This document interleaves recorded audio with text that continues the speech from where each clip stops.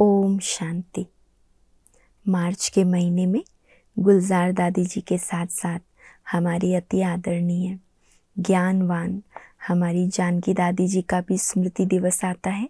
तो सुनते हैं जानकी दादी जी के अमृत वचन या अनमोल शिक्षाएं। दादी का टॉपिक है संपन्नता को समीप लाना है तो बाबा के समान निष्कामी निरहंकारी बनो। संपन्नता को समीप लाना है तो बाबा के समान निष्कामी और निरहंकारी बनो। और ये क्लास है 15 जुलाई 2006 का। बाबा की पांडव सेना बैठी है। शक्तियों की महिमा अपनी है, महावीरों की महिमा भी कम नहीं है। 5 पांडवों में भी हर एक की खूबी अपनी है। पांडवों के 5 ही गुण हर एक में आ जाए। भीम भंडारी संभालता है। अर्जुन ज्ञान सुनते सुनते नष्टो मोहा स्मृति लब्धा तक लाने की धुन लगा के बैठा है। नकुल कॉपी करने में होशियार है।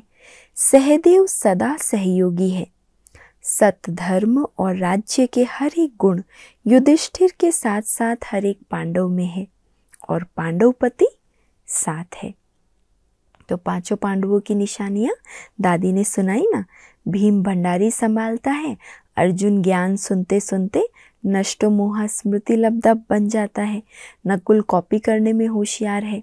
सहदेव सदा सहयोगी है और सत धर्म और राज्य के हर गुण युधिष्ठिर में है और पांडवपति शिव बाबा साथ है। शिव बाबा की शक्ति साथ न होती तो कदम आगे नहीं बढ़ा सकते। कदम कदम बाबा को फॉलो करते। हमारे सामने तो दिन रात स्वप्न में चाहे संकल्प में बाबा के चरित्र और बाबा के बोल ही है। पुरुषार्थ के बगैर 1 मिनट भी हमारा ना जाए। इसमें न सुस्ती है न बहाना है। पुरुषार्थ करने का टाइम नहीं है, ये शब्द हम नहीं कह सकते। दादी कहती है बिना पुरुषार्थ के हमारा 1 मिनट 1 सेकंड भी ना जाए। हमें टाइम नहीं है या सुस्ती आए, ये हम नहीं कह सकते। मैं बिजी हूँ ये सरकमस्टांस है, अकल नहीं है। याद और सेवा 2 ही हमारे अंदर है।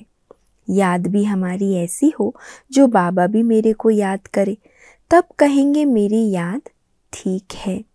तो चेक करते रहो कि बाबा को मेरी याद आती है। क्या चेक करूं?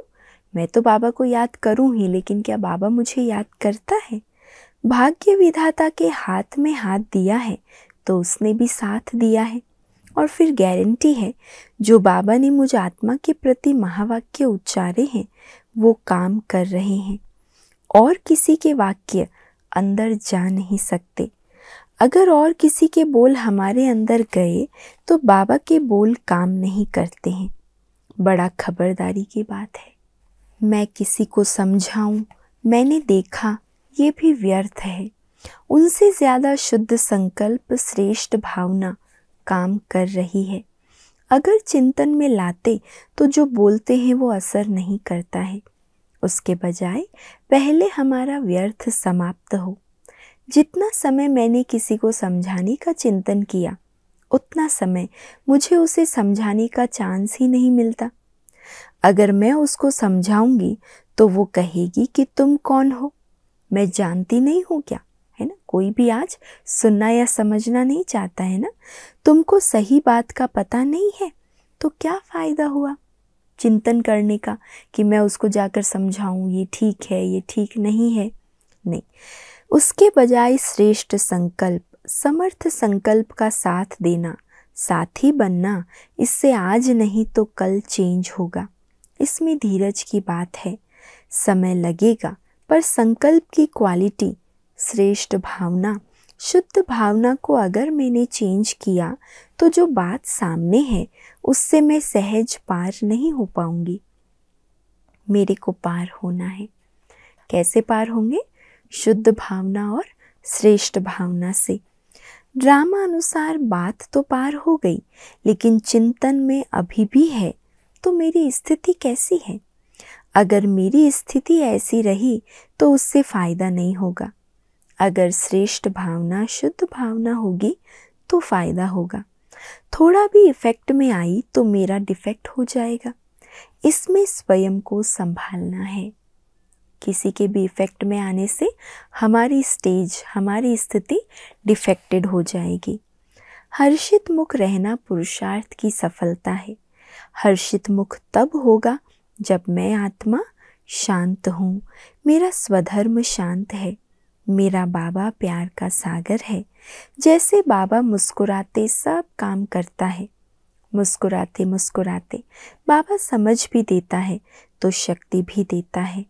अगर इतना बाबा से प्यार है तो कहता है मैं बैठा हूँ, वो शक्ति देता है मुस्कुराने की।